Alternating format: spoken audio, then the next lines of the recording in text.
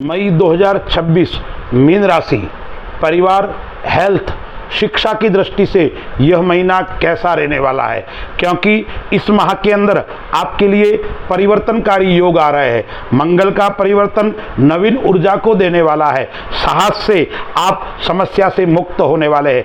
आत्मविश्वास और साहस आपको श्रेष्ठ ऊंचाइयों के ऊपर ले जाकर छोड़ने वाला है। मीन राशि का जो स्वामी है वो गुरु है। मीन राशि वाले जो जातक होते हैं श्रेष्ठ आचरण वाले होते हैं, परिवार को साथ में लेकर चलने वाले व्यक्ति होते हैं, संगीत के प्रिय होते हैं, मित व्ययी होते हैं, अपने कार्य के अंदर दक्ष होकर कार्य करते हैं, सचेत होकर कार्य करते हैं, किसी भी प्रकार की लापरवाही नहीं करते हैं, उनका जीवन स्तर श्रेष्ठ और ऊंचा होता है। ऐसे व्यक्तियों के लिए मई माह के अंदर ग्रहों की स्थिति क्या है? मीन राशि वाले जातकों को शनि की 7.5 चल रही है। अब शनि है वो लग्न के अंदर बैठा हुआ है, साथ में मंगल भी बैठा हुआ है। वो ऊर्जा को प्रदान करने वाला है, उग्रता को प्रदान करने वाला ग्रह है। लेकिन मंगल 11 तारीख तक लग्न में है, फिर धनस्थान के अंदर अपनी स्वराशि मेष राशि के अंदर आ जाएगा। सूर्य बुध वहां बैठे हुए हैं, 3 दिन साथ में रहेंगे। सूर्य और बुध, सूर्य उच्च का होकर वृषभ राशि में 14 मई को आ जाएगा, बुध भी 14 मई को आ जाएगा। वहां शुक्र बैठा हुआ है पराक्रम स्थान के अंदर। शुक्र भी 14 तारीख को अपनी राशि को छोड़कर मिथुन राशि के अंदर गुरु के साथ में युति करने वाला है। केतु है वो 6ठे घर के अंदर गोचर कर रहा है और राहु है वो 12वें घर के अंदर गोचर कर रहा है। तो मीन राशि वालों के लिए शनि की पनौती चल रही है, इसलिए आपको आपके वाणी के ऊपर संयम बरतना पड़ेगा।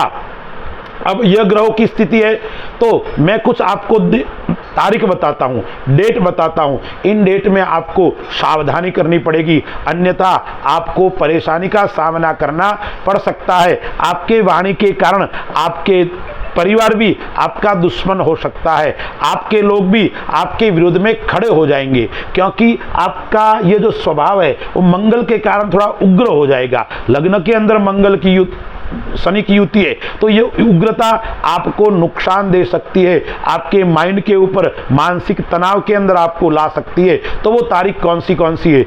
1, 2, 10, 11, 12, 19, 20, 28 एवं 29 मई आपके लिए थोड़ी नुकसानदायक रहने वाली है। इसलिए आपको सोच समझकर कोई कार्य करना है, धैर्यता पूर्वक आपको कार्य करना है और वाणी के ऊपर जरूर संयम रखना पड़ेगा। अहंकार मुक्त होकर आपको काम करना पड़ेगा। व्यापार की दृष्टि से देखते हैं तो यह महीना कैसा रहेगा, क्योंकि जो 10 में से वो कहाँ बैठा हुआ है? केंद्र में बैठा हुआ है, यानी केंद्र का मालिक केंद्र के अंदर बैठा हुआ है। तो व्यापार के अंदर ये प्रगति तो दिलाएगा, लेकिन प्रगति की स्थिति धीरे धीरे, यानी शनै शनै प्रगति को देने वाला यह समय रहेगा। लेकिन यदि आप प्रॉपर्टी का काम करते हो तो जरूर आपको सावधानी बरतनी पड़ेगी। अन्य व्यापार के अंदर आपको अच्छा और श्रेष्ठ रहने वाला है। आप पैतृक व्यापार करते हो या लोह संबंधी आप काम करते हो तो भी आपको श्रेष्ठ और उत्तम सफलता को देने वाला यह समय रहेगा।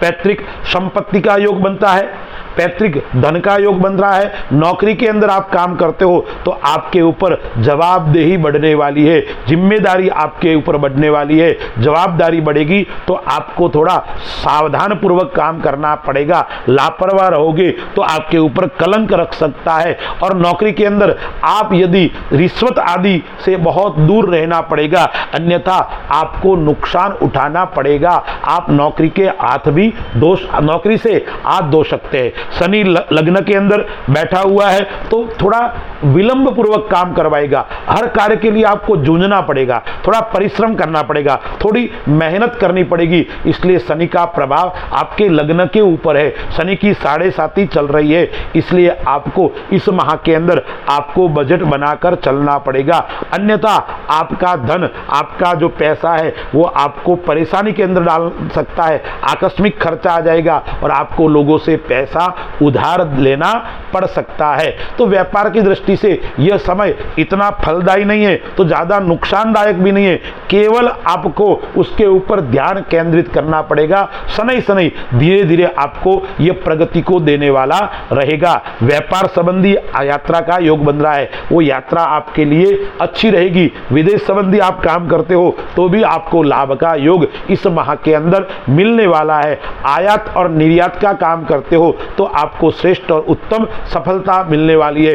पुरुषार्थ जरूर आपको इस माह के अंदर करना पड़ेगा। परिश्रम यह समय आपके लिए मांग रहा है, जितना परिश्रम करोगे इतना आपके लिए अच्छा रहेगा, क्योंकि मंगल का जो परिवर्तन है जो है वो आपके लिए नवीन ऊर्जा को देने वाला रहेगा, आपको साहस को देने वाला रहेगा, कॉन्फिडेंस को देने वाला रहेगा।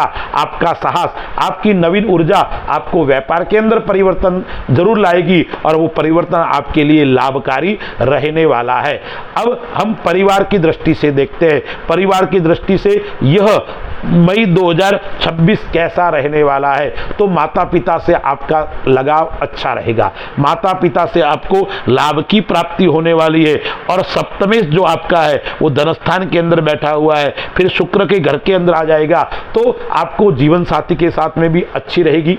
जीवन साथी के साथ में मनमुटाव नहीं रहेगा, यदि समस्या थी तो वो धीरे धीरे आपकी समस्याएं समाप्त हो जाएगी। लेकिन केतु बैठा हुआ है, वो छठे घर के अंदर बैठा हुआ है, अपने परिवार के अलावा अन्य जो है काका मामा नाना ससुराल ऐसे व्यक्तियों के साथ में विवाद की स्थिति उत्पन्न हो सकती है। संपत्ति को लेकर भी विवाद की स्थिति उत्पन्न हो सकती है। लेकिन एक बात का लाभ होगा, नई मिल्कत, नए धन, नए व्यापार का योग के साथ में नए भूमि का योग भी इस माह के अंदर आपको आ रहा है। यानी कोई मकान लेने का योग आ रहा है, कोई भूमि खरीदने का योग आ रहा है, या गाड़ी आदि लेने का योग भी आपको इस माह के अंदर जरूर आ रहा है। इसलिए आपको लेना चाहिए, आपके लाभदायक रहेगा।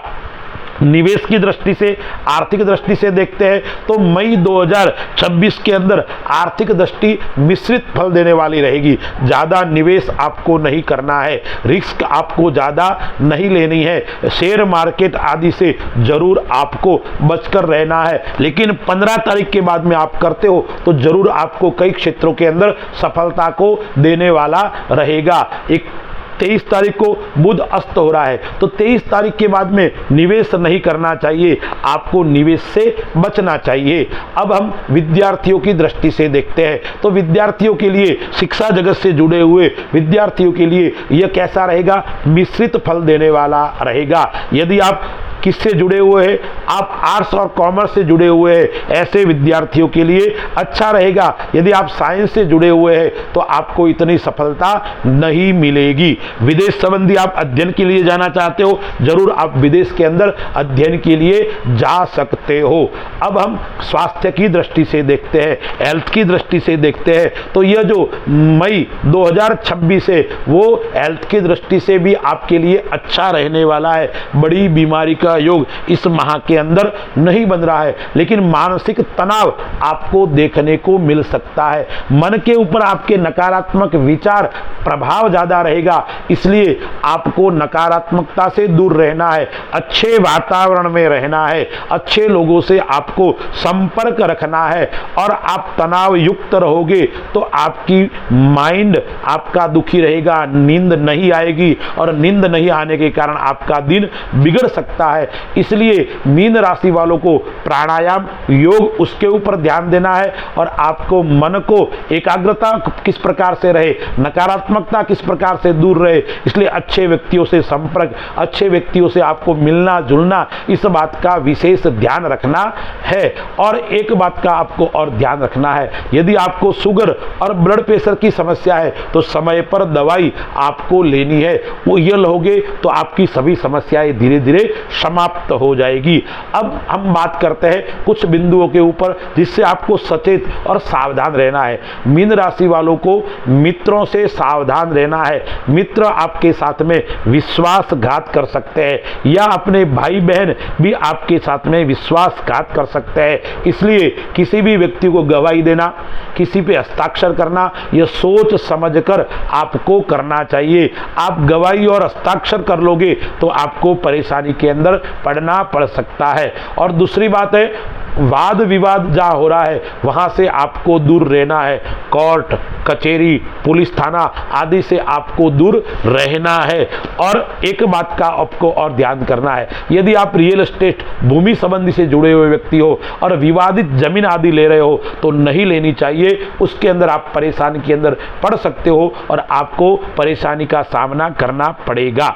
दूसरी बात है, आपकी दिनचर्या आपकी अच्छी होनी चाहिए। जितनी दिनचर्या अच्छी होगी इतना आपका स्वास्थ्य अनुकूल रहेगा और खर्च पक्ष आपका थोड़ा प्रभाव ज्यादा रहेगा। इसलिए आप खर्च निवेश कहां करते हो, खर्च कहां करते हो, थोड़ा सोच समझ करोगे तो आपके लिए अच्छा और उत्तम रहने वाला है। अब मीन राशि वालों के लिए उपाय क्या करना है। मीन राशि का स्वामी है गुरु है, गुरु केंद्र के अंदर बैठा हुआ है, लग्न का और 10वें घर का स्वामी है। इसलिए आपको विष्णु सहस्त्र नाम का पाठ करना चाहिए या ओम नमो भगवते वासुदेवाय इस मंत्र का विशेष जाप और पाठ करना चाहिए। इसके अलावा आपकी जो कुल देवी है और कुल भैरव है उस कुल देवी और कुल भैरव का पूजन करना चाहिए। प्रत्येक रविवार के दिन भैरू जी का मंदिर हो या कुल देवी का मंदिर हो वहां जाकर आपको चमेली का तेल का दीपक करना है और माता जी को और भैरू जी को गुलाब के पुष्प अर्पण करना है और मिष्ठान में गुड़ या गुलाब जामुन का प्रसाद आपको चढ़ाना चाहिए। उससे आपका जो राहु का प्रभाव है वो प्रभाव समाप्त हो जाएगा और आपके जीवन के अंदर छोटी मोटी जो समस्या आ रही है वो समस्याएं भी समाप्त हो जाएगी। मीन राशि वाले जातक है उनको पुखराज धारण करना चाहिए और गुरुवार के दिन ओम ब्रीम बृहस्पतये नमः इस मंत्र का 108 बार जाप करोगे तो आपके जीवन के अंदर सुख शांति और समृद्धि की प्राप्ति होगी। अस्तु। जय श्री राम।